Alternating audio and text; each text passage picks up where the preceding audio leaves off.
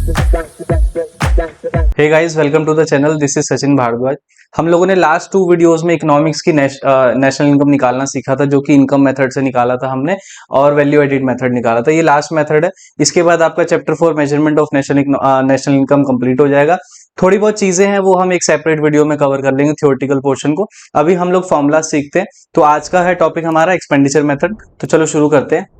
सबसे पहले हम लोग एक्सपेंडिचर मेथड को डिकोड करते हैं और इसका फॉर्मूला सीखते हैं कि फॉर्मूले के अंदर क्या क्या चीजें ऐड करनी है, क्या लेस करनी है। सबसे पहला है प्राइवेट फाइनल कंजम्पशन एक्सपेंडिचर।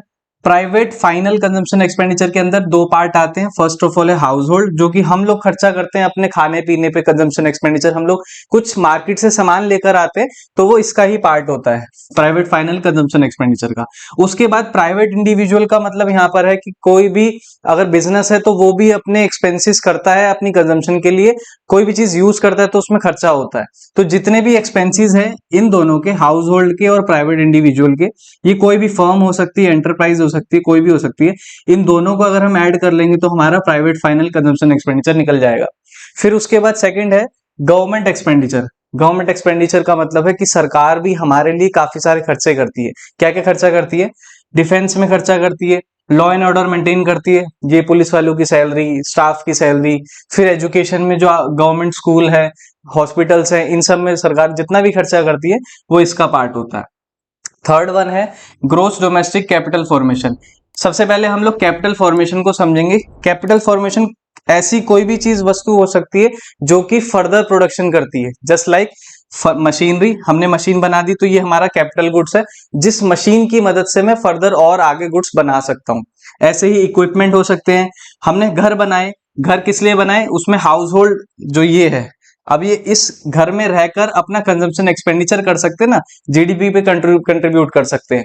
फिर उसके बाद है फ्लाईओवर, रोड। गवर्नमेंट ये सारी चीजें इसलिए बनाती ताकि ये लॉन्ग टर्म चले और इसका यूज करके हम लोग गवर्नमेंट को इनकम अर्न करके दें।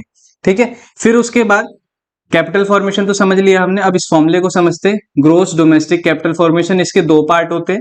एक होता है ग्रॉस फिक्स्ड कैपिटल फॉर्मेशन, जिसमें कि ये सारी चीजें आती है जो मैंने अभी पढ़ाई हैं, plus change in stock. Change in stock का मतलब है closing stock minus opening stock, कि जब हमने 1 अप्रैल को अपना अकाउंटिंग पीरियड स्टार्ट किया तो तब हमारे पास कितने वैल्यू के गुड्स थे, और जब हमने एंड किया उन दोनों में डिफरेंस निकालेंगे तो हमारा चेंजिंग स्टॉक आ जाएगा। Last but not least net exports. Net exports मतलब जितना एक्सपोर्ट हमने माल किया माइनस में इंपोर्ट, जितना हमने माल फॉरेन कंट्री से अपने यूज के लिए मंगाया। ठीक है। अब फॉर्मूला तो समझ आ गया। इसके बाद हम इसके प्रैक्टिकल्स को सॉल्व करेंगे। तो चलो शुरू करते हैं। ये वाला क्वेश्चन है पेज नंबर 4.49, संदीप गर्ग की बुक का इलस्ट्रेशन 27। क्वेश्चन में काफी सारी चीजें गिवन है, तो हमें निकालना है GDP at MP, which means expenditure method से नेशनल इनकम निकालनी। तो ये लिख लेते हैं हम लोग। फॉर्मूले के हिसाब से हमें पहले प्राइवेट फाइनल कंजम्पशन एक्सपेंडिचर को ढूंढना है क्वेश्चन में। तो प्राइवेट फाइनल कंजम्पशन एक्सपेंडिचर है 1200, यहां पर लिख लेते हैं हम लोग, प्लस उसके बाद गवर्नमेंट एक्सपेंडिचर चाहिए। गवर्नमेंट के एक्सपेंडिचर है 200 रुपीज। फिर उसके बाद है ग्रोस डोमेस्टिक कैपिटल फॉर्मेशन। यहाँ पर ग्रोस फिक्स्ड कैपिटल फॉर्मेशन है, डोमेस्टिक नहीं है। तो याद करिए यहाँ पर हमने इसके 2 पार्ट बनाए थे।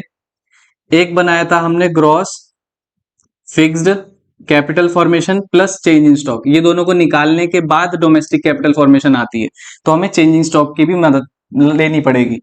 तो gross fix capital formation available है 300 और चेंज इन स्टॉक अवेलेबल है हमारा 400। फिर उसके बाद नेट एक्सपोर्ट में एक्सपोर्ट माइनस इंपोर्ट करना पड़ेगा। एक्सपोर्ट हमारी 600 है, माइनस इंपोर्ट हमारी 500 है। जब हम इसको कैलकुलेट करेंगे हमारे पास 2200 करोड़ आंसर आएगा, विच इज करेक्ट। फिर उसके बाद नेक्स्ट इलस्ट्रेशन देखते हैं हम लोग, question number 28, page number 4.50। Question में डिमांड कर रहा है हमें जीएनपी एट एफसी निकालना है।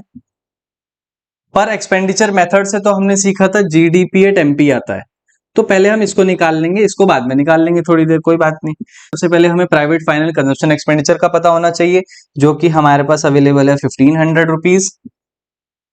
नेट गवर्नमेंट एक्सपेंडिचर पता होने चाहिए, जो कि हमारे पास अवेलेबल है 200 रुपीज, प्लस फिर हमें पता होना चाहिए ग्रोस डोमेस्टिक कैपिटल फॉर्मेशन।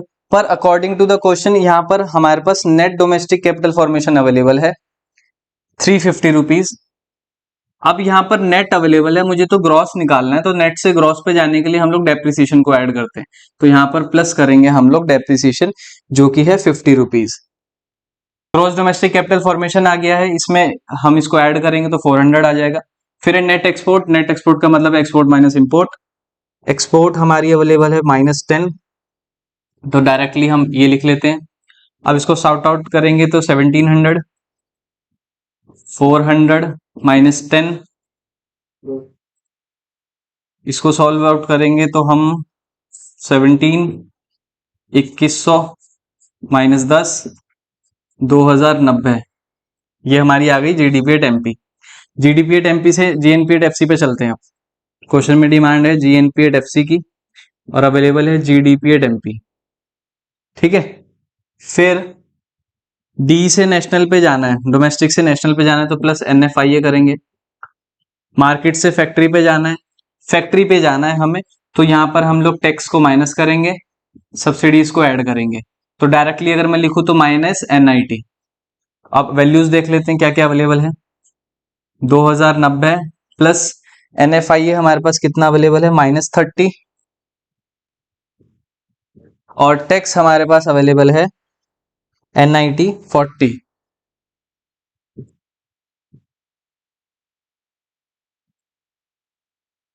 2090 -70, जो कि सॉर्ट आउट करके हो जाएगा 2020। उसके बाद क्वेश्चन नंबर 29 कवर करेंगे हम लोग। Question number 29 page number 4.50। Question में डिमांड कर रहा है जीडीपी एट एफसी की, जीडीपी एट एफसी, और हमने सीखा है कि इससे जीडीपी एट एमपी निकलता है, तो पहले इसको निकाल लेंगे। Private final consumption expenditure available है 800, गवर्नमेंट एक्सपेंडिचर अवेलेबल है 450। फिर उसके बाद है gross domestic capital formation available है, यहाँ पर net domestic capital formation available है। तो नेट से ग्रॉस पे जाना है हमें, तो मतलब इसमें 150 तो ऐड करना है क्योंकि नेट अवेलेबल है। तो नेट से ग्रॉस पे जाने के लिए ऐड करते हैं डेप्रीसिएशन, तो इसमें डेप्रीसिएशन अवेलेबल है 50 रुपीज। फिर उसके बाद है net exports, change in stock नहीं यूज होगा, नेट एक्सपोर्ट है -30। इनको ऐड करने के बाद आया 1420। अभी एक स्टेप और अवेलेबल है, जीडीपी एफसी पे भी तो जाना है, मार्केट से फैक्ट्री पे जाना है, तो माइनस करेंगे NIT। NIT का मतलब पता ही होगा आपको, माइनस टैक्स प्लस सब्सिडीज। तो चलो ये आया 1420, और NIT हमारे पास अवेलेबल है 120। 420 में से 120 गए 1300, जो कि करेक्ट आंसर है बिल्कुल। ठीक है, हमने 2-3 क्वेश्चन तो देख लिए, बहुत इजी वे में सीख लिए। अब एक थोड़ा सा हार्ड क्वेश्चन करते हैं। Question number 30, gross fixed capital formation निकालनी है भाई साहब, मतलब ये वाला निकालना है, बाकी सब अवेलेबल रहेगा। तो ये निकालने के लिए फॉर्मूला लिख लेते हैं हम, GDP at MP. Private expenditure हो गया, गवर्नमेंट एक्सपेंडिचर हो गया, फिर उसके बाद एक्स हमें ये निकालना है, plus change in stock plus net export. इनकी वैल्यूज पुट कर लेते हैं। जीडीपी एट एमपी मेरे पास अवेलेबल है 2500, प्राइवेट एक्सपेंडिचर अवेलेबल है 1000, गवर्नमेंट 500, एक्स तो एक्स है ही है, वापस नहीं आएगी अब वो। Change in stock closing minus opening, which means 200 -300, plus net export which is -50। अब इसको सॉर्ट आउट कर लेते हैं। 2500 इक्वल्स टू 1500 -100 -50, और ये आ गया प्लस एक्स। अब इसको भी सॉर्ट आउट कर लेते हैं। 150 इसमें से लेस किया कितना आएगा, 1350। 2500 सॉल्व आउट करेंगे तो आ जाएगा 1150। आ गया हमारा 1150, जो कि है करेक्ट आंसर।